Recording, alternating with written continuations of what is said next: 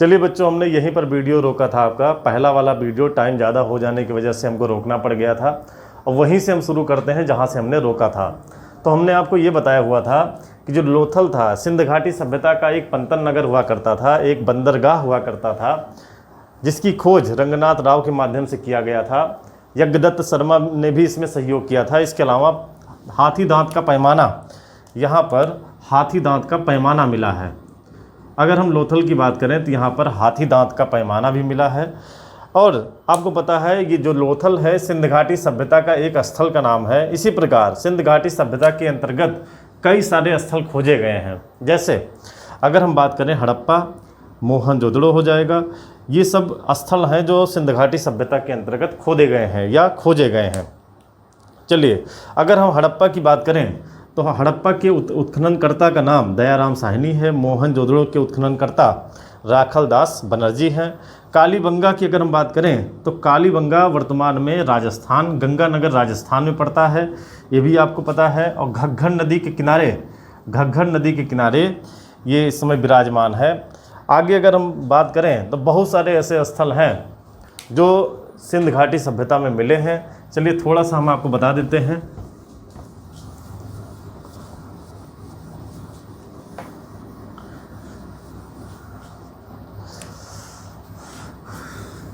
अगर हम बात करें सिंध घाटी सभ्यता के विस्तार का, अगर हम सिंध घाटी सभ्यता का विस्तार की बात करें कि कहाँ पर ये विस्तारित था, कहाँ तक ये विस्तार था इसका, तो यहाँ बात करें तो सबसे ऊपर मांडा का नंबर आता है जो जम्मू कश्मीर में पड़ता है। तो ये उत्तर में जम्मू कश्मीर तक इसका विस्तार था। और अगर दक्षिण के अंतर्गत देखा जाए तो दैमाबाद, ये दैमाबाद महाराष्ट्र के अंदर पड़ता है। तो महाराष्ट्र के दैमाबाद तक ये इसका विस्तार हुआ करता था। अगर हम पूरब में बात करें तो पूरब में आलमगीरपुर ये मेरठ में हुआ करता था। वो आपको पता है, मेरठ उत्तर प्रदेश में पड़ता है।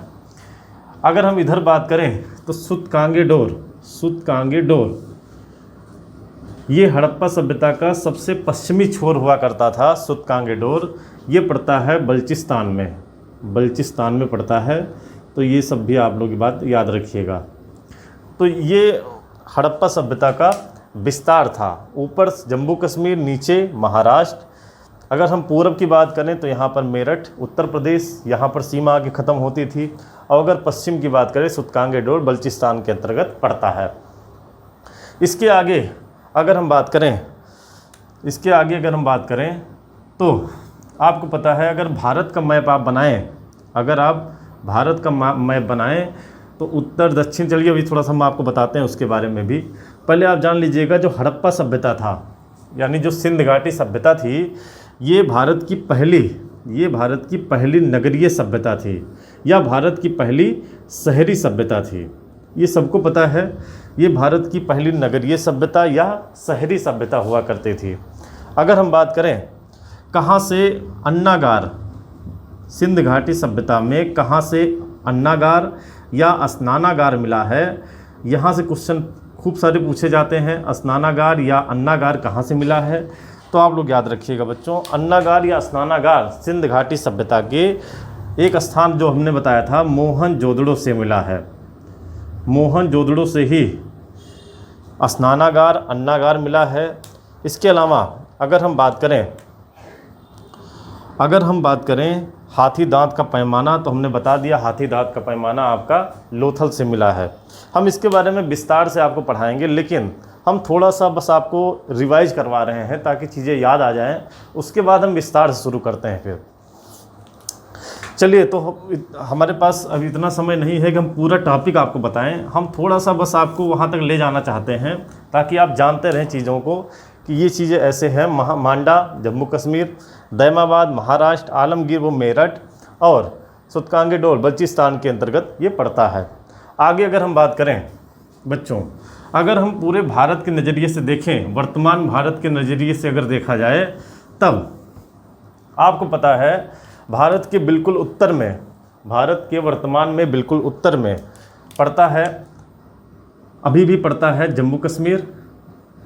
और भारत के बिल्कुल दक्षिण में, मुख्य भूमि के बिल्कुल दक्षिण में अगर बात करें तो तो यहाँ पर पड़ता है तमिलनाडु, यानी कि आप बोल सकते हैं यहाँ पर पड़ता है कन्याकुमारी पड़ता है तमिलनाडु।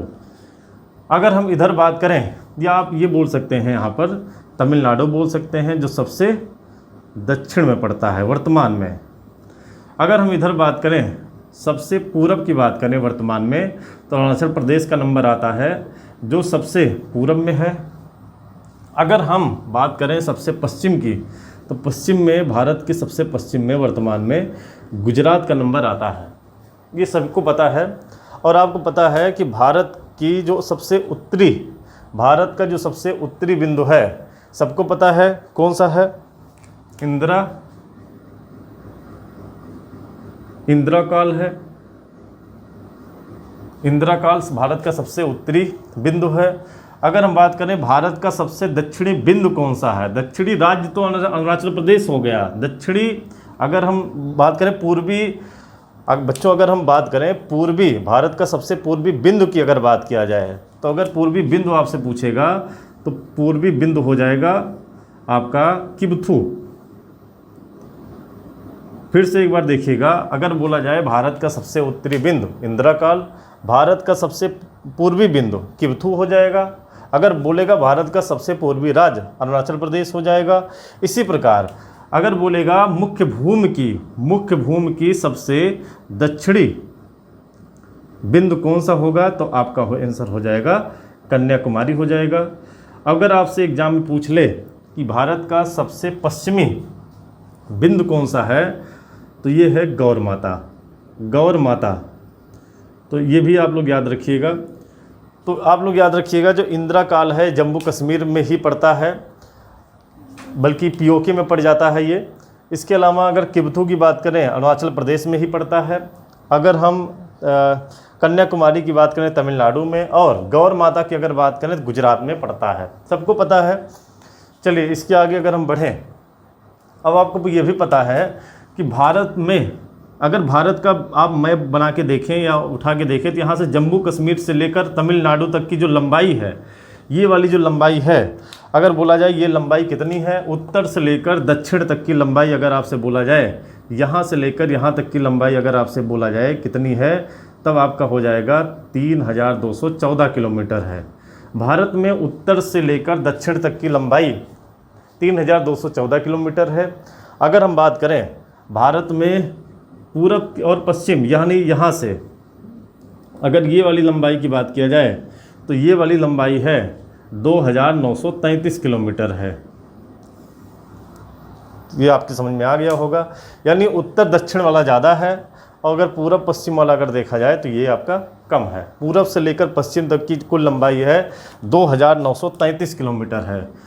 तो ये आपकी समझ में आ गया होगा। इसके अलावा अगर हम बच्चों बात करें, एक बार देखिएगा, अगर आपसे पूछेगा या बोलेगा कि उत्तर से दक्षिण तक की कुल लंबाई कितना है, तब आप आंसर देंगे 3214।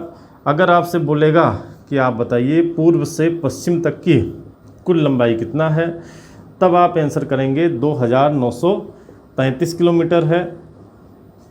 अगर आपसे क्वेश्चन में पूछ लेगा कि भारत की जो स्थलीय सीमा है, बच्चों स्थलीय सीमा का मतलब हो गया कि ऐसी सीमा जिसका जो सीमा का विस्तार है वो समुद्र के किनारे या नदी के किनारे नहीं है। तो अगर स्थलीय सीमा की बात करेगा, भारत के स्थलीय सीमा की बात करेगा, अभी इसके बारे में हम और बताएंगे आपको, स्थलीय सीमा के बारे में बात करेगा तो ये 15,200 किलोमीटर पड़ता है। इसी प्रकार अगर आपसे ये कहा जाए कि भारत की तटीय सीमा, मुख्य भूमि की तटीय सीमा कितनी है, अगर बच्चों आपसे बोला जाए तटीय सीमा यानी वो वाली जो सीमा जो बंदरगाह जहाँ पर स्थापित हैं, तटीय सीमा की बात कर रहा है। और अगर मुख्य भूमि की तटीय सीमा आपसे बोलेगा तो आपका आंसर हो जाएगा 6100 किलोमीटर हो जाएगा। इसी प्रकार तटीय सीमा का जो विस्तार है बच्चों, आपको पता है जो भारत के केंद्र शासित प्रदेश हैं वहाँ भी इसका विस्तार है, लक्षद्वीप है वहाँ भी इसका विस्तार है। तो यानी अगर तटीय सीमा का जो विस्तार है, इसमें मुख्य वाला और प्लस जो केंद्र शासित प्रदेश वाले हैं, अगर दोनों को ऐड करके बोला जाए तो 7516.6 किलोमीटर है। तो इतनी बातें आपके समझ में आ गई होंगी कि उत्तर से दक्षिण 3214 किलोमीटर है और ये 2933 किलोमीटर है। स्थलीय सीमा 15200 किलोमीटर है। तटीय सीमा 6100 किलोमीटर है। तटीय सीमा मुख्य भूमि और प्लस जो केंद्र शासित प्रदेश हैं इनको मिलाने के बाद 7516 किलोमीटर हो जाता है। चलिए अब इसी के आगे बढ़ते हैं, थोड़ा सा हम बात करते हैं स्थलीय सीमा। इसके बारे में आप जानते भी हैं, ये स्थलीय सीमा 15200 का मतलब आप समझ रहे होंगे कि जो ऊपर वाला है, यानी ध्यान देना यहाँ पर, अभी आपके समझ में आ जाएगा स्थलीय सीमा का मतलब क्या हुआ।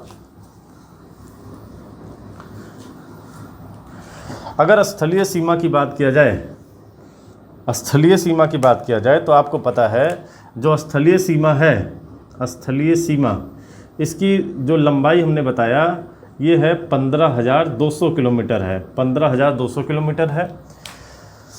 और आपको पता है अगर यहाँ से गुजरात से लेकर और इधर बात करें अरुणाचल प्रदेश तक, तो ये भारत के लगभग 7 राज्यों को टच करता है। जैसे ध्यान देना, जो स्थलीय सीमा है जो 15200 किलोमीटर फैली है, ये 7 राज्यों की सीमा को, 7 देशों की राज्यों की सीमा को टच करती है, 7 देशों को टच करती है, आप ऐसे बोल सकते हैं। जैसे आपको पता है यहाँ पर अफ़गानिस्तान का नंबर आता है, अफ़गानिस्तान का नंबर आता है। अफ़गानिस्तान के बाद आप आगे बढ़ेंगे तो यहाँ पर पाकिस्तान का नंबर आता है। और पाकिस्तान के बाद, अगर पाकिस्तान के बाद की बात करें तो यहाँ पर आगे बढ़ेंगे तो चीन का नंबर आता है, फिर नेपाल आता है, उसके बाद फिर भूटान आता है, भूटान के बाद आगे बांग्लादेश आता है। अब बांग्लादेश के जस्ट एकदम किनारे अगर जाएंगे तो म्यांमार आता है। तो ये अगर इनकी जो दूसरे देश हैं इनके साथ कितनी सीमा साझा करता है भारत, अब वो आपको बताना है। जैसे आपको पता है कि स्थलीय सीमा जो 15200 किलोमीटर फैली है, ये कितने देशों के साथ में सीमा बनाती है, तो 7 राज्यों के साथ में सीमा बनाती है। जैसे कि आपको पता है अफ़गानिस्तान के साथ में भारत 100 लगभग 8 किलोमीटर, 108 किलोमीटर या 109 किलोमीटर सीमा साझा करता है लगभग। पाकिस्तान के साथ में 3323 किलोमीटर की सीमा साझा करता है भारत। चाइना के साथ में 3488 किलोमीटर की सीमा साझा करता है। नेपाल की अगर बात करें बच्चों तो 1752 किलोमीटर, 1752 किलोमीटर की डिस्टेंस ये शेयर करता है। अगर हम भूटान की बात करें तो भूटान 699 किलोमीटर की सीमा साझा करता है और ये 4096 किलोमीटर की सीमा साझा करता है। म्यांमार की अगर बात करें तो लगभग ये 1643 किलोमीटर की ये सीमा साझा करता है। एग्ज़ाम में क्वेश्चन ये आता है कि भारत किसके साथ में सबसे ज़्यादा सीमा साझा करता है, तो आपको दिख भी रहा होगा कि भारत सबसे ज़्यादा सीमा जो साझा करता है ये बांग्लादेश के साथ में करता है। कभी कभी इनको अवरोही और आरोही क्रम में सेट करने के लिए एग्जाम में क्वेश्चन आ जाता है कि भारत सबसे ज़्यादा सीमा किसके साथ में शेयर करता है, तो आंसर हो जाएगा बांग्लादेश 4096 किलोमीटर। अगर आपसे एग्जाम में पूछ लेगा कि भारत सबसे कम सीमा किसके साथ में साझा करता है, तो अगर आप एग्जाम में पूछ लेगा सबसे कम सीमा किसके साथ में शेयर करता है, तो आपका आंसर हो जाएगा अफ़गानिस्तान के साथ में 108 किलोमीटर के आसपास लगभग ये सीमा साझा करता है। तो ये पूरा डिटेल है। अगर आप इनको जोड़ेंगे, इनको अगर आपस में आप जोड़ेंगे तो ये लगभग 15107 या उसी के करीब लगभग ये आएगा आपका। तो ये आपका पूरा डिटेल हुआ स्थलीय सीमा का। तो ये इतनी बातें आपके समझ में आ गई होंगी। चलिए और आगे बढ़ते हैं। चलिए इसको आप लोग नोट कर लीजिए, फिर आगे बढ़ते हैं।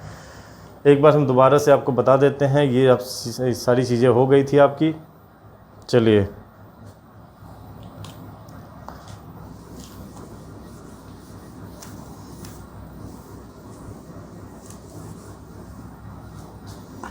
बच्चों, एक क्वेश्चन एग्जाम में और आता है जो अभी हमने बताया कि तटीय सीमा, हमने आपको तटीय सीमा 2 बताया है। तटीय सीमा की अगर हम बात करें तो हमने आपको 2 तटीय सीमा दिखाया है या बताया भी है, कौन कौन सा है। जैसे हमने आपसे ये बोला कि अगर मुख्य भूमि की तटीय सीमा आपसे बोलेगा तो आप आंसर टिक लगाएंगे 6100 किलोमीटर, लेकिन ये मुख्य भूमि की तटीय सीमा है। अगर आपसे बोलेगा कि द्वीपों समेत, यानी जो द्वीप हैं, द्वीप समेत मुख्य भूमि की तटीय सीमा कितनी है, मुख्य भूमि की तटीय सीमा कितनी है, तब आप आंसर लगाएंगे 7516.6 किलोमीटर। तो बच्चों इसमें जो है इसमें आपके द्वीप भी शामिल हो जाते हैं, इसीलिए इसकी संख्या बढ़ जाती है। वो कहाँ शामिल होते हैं तो आपको पता है कि जब आप यहाँ पर नीचे आएंगे, जब आप देखेंगे आप बंगाल की खाड़ी में, तो कुछ इस तरीके से आप यहाँ देखेंगे कि यहाँ से द्वीप फैले हुए हैं जिसे अंडमान निकोबार द्वीप कहा जाता है, बंगाल की खाड़ी में है। तो अगर इनकी बात करें, यानी थोड़ा सा हम बात कर देते हैं, आपको अंडमान निकोबार द्वीप समूह की बात कर देते हैं। चलिए, इसी प्रकार आप इधर की साइड में जब आप आएंगे मैप में तो आपको दिखाई पड़ेगा लक्षद्वीप। तो चलिए अगर हम थोड़ा सा बात करें अंडमान निकोबार द्वीप समूह की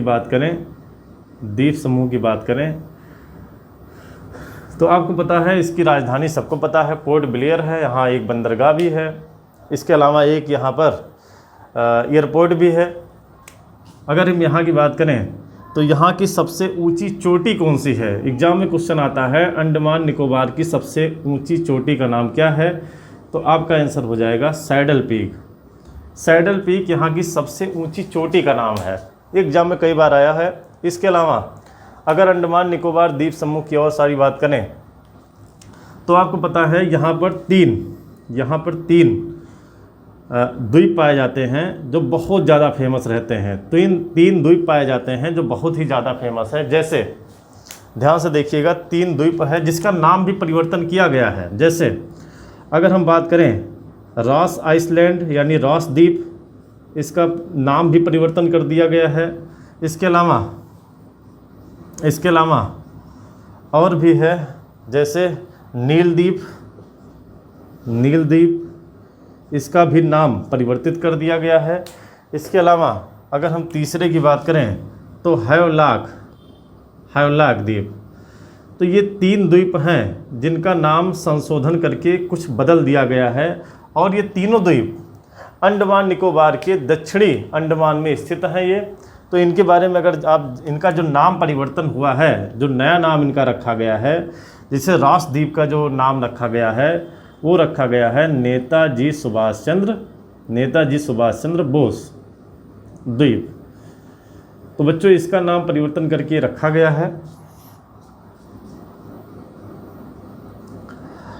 इसी प्रकार अगर हम नील द्वीप की बात करें तो इसको शहीद द्वीप इसको नाम दिया गया है, और इसी प्रकार अगर हम हैवलॉक द्वीप की बात करें तो इसका नाम बदल के रखा गया है स्वराज द्वीप। तो बच्चों ये संशोधन हुआ है, और ये तीनों द्वीप अंडमान निकोबार से ही संबंधित हैं। सबसे ऊंची चोटी सैडल पीक है। इसके अलावा अगर हम कुछ और बात करें, अंडमान निकोबार द्वीप समूह की कुछ और बात करें, तो आपको पता है बच्चों यहाँ पर 2 फेमस जनजातियाँ पाई जाती हैं जिनके बारे में एग्जाम में क्वेश्चन आया करता है। जैसे आपको पता है 2 जनजातियों में एक जनजाति पाई जाती है सेंटानीलीज जनजाति। तो बच्चों ये जो जनजाति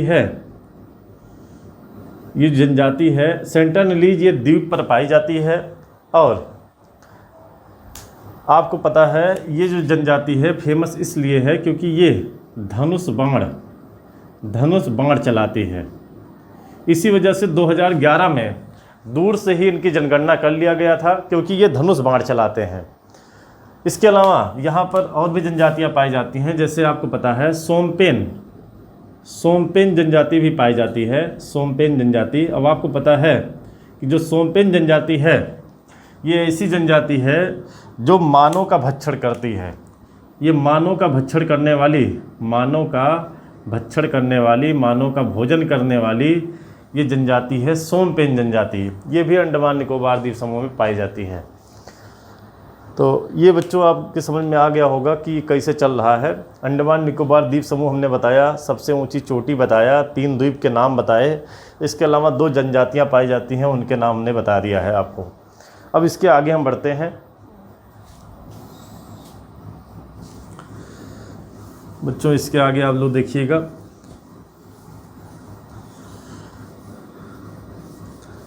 तो बच्चों ये मानव का भक्षण करने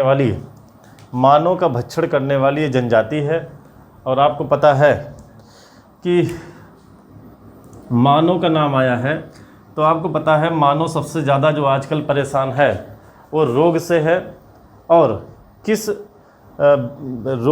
किसकी वजह से रोग होता है ये भी आपको पता है। जैसे रोग के लिए प्रोटोजोआ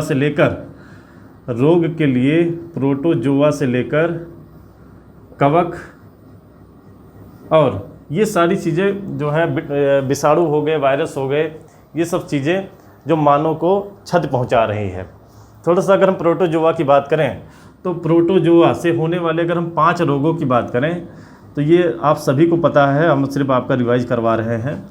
अगर हम प्रोटोजोआ से होने वाले अगर रोग की बात करें तो प्रोटोजोआ से होने वाले रोग सबसे पहले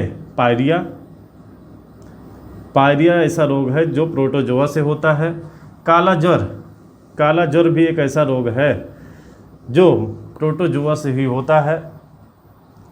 पेचिस बच्चों, पेचिस की वजह से, जब पेचिस भी प्रोटोजोआ की वजह से होता है, इसमें आपका अधिकांश समय आपके बाथरूम में ही बीतता है। चलिए आगे बढ़ते हैं। तो बच्चों ये प्रोटोजोआ से होने वाले रोग हैं। उसके अलावा निद्रा और इसके अलावा जो सबसे ज़्यादा फेमस है मलेरिया। तो ये 5 रोग हैं जो प्रोटोजोआ से होते हैं। तो पायरिया आप लोग जानते हैं, काला ज्वर भी जानते हैं, पेचिस हमने बताया इसमें अधिकांश समय आपका बाथरूम में ही बीतेगा। और आप लोग जानते भी होंगे निद्रा, कुर्सी पे बैठे बैठे ही लोग सो जाते हैं। जैसे हमारे यहाँ जो है ये हमारे सामने बैठे हुए हैं, ये भी जो है बिल्कुल जो है ऐसे सो जाते हैं, शरीर से थोड़ा कमज़ोर हैं। हमारी जो सिक्योरिटी टीम है, सपोर्ट टीम जो हमारी है, वो सो जाते हैं। चलिए आगे बढ़ते हैं। मलेरिया हो गया, चलिए इसके आगे बढ़ते हैं। तो ये बात आपके समझ में आ गई होगी। अगर हम बच्चों कवक की बात करें, अगर हम कवक की बात करें तो बच्चों कवक से भी कई सारे रोग होते हैं। चलिए हमारी सपोर्ट टीम हम कुछ शायद कहना भी चाह रहे हैं। चलिए आगे बढ़ते हैं। अगर हम कवक की बात करें बच्चों तो कवक से भी कई सारे रोग होते हैं, जैसे दाद, खाज, खुजली, ये सब कवक के माध्यम से होता है। दमा, ये भी कवक से होता है। इसके अलावा गंजापन भी कवक के माध्यम से होता है। इसके